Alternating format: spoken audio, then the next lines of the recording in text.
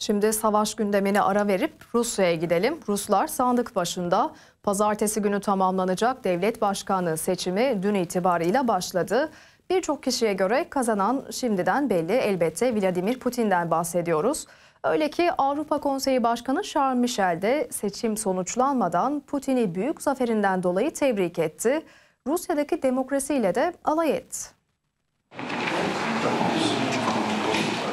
Rusya'da 3 günlük oy verme maratonu başladı. Devlet başkanı seçiliyor. Sadece Rusya topraklarında değil, 2014'te ilhak edilen Kırım'da ve işgal edilen diğer Ukrayna bölgelerinde de sandıklar kuruldu. Burası Donetsk.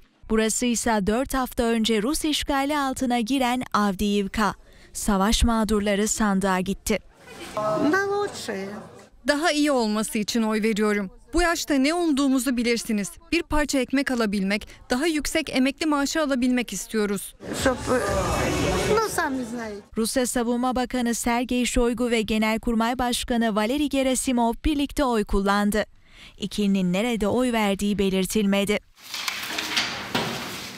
Rusya Devlet Başkanlığı koltuğu için yarışan toplam 4 aday var. Vladimir Putin'in kazanmasına kesin gözüyle bakılıyor. Avrupa Konseyi Başkanı Charles Michel bu durumla alay etti. Daha seçim sonuçlanmadan Putin'i büyük zaferinden dolayı tebrik etti. Putin zafer elde ederse Kremlin'de 5. dönemine başlayıp 2030'a kadar görevde kalmayı garantileyecek. Daha sonra yeniden aday olmasının önünde hiçbir engel yok. Yani teorik olarak seçilmesi halinde ölene kadar iktidarda kalabilir. Взгляд в будущее. Rusya lideri uluslararası arenada meşruiyetini güçlendirmek için ezici zafer ve yüksek katılım oranı hedefliyor. Bu nedenle seçimden bir gün önce video mesaj yayınlayıp Ruslara oy vermek vatanseverliktir diye seslendi.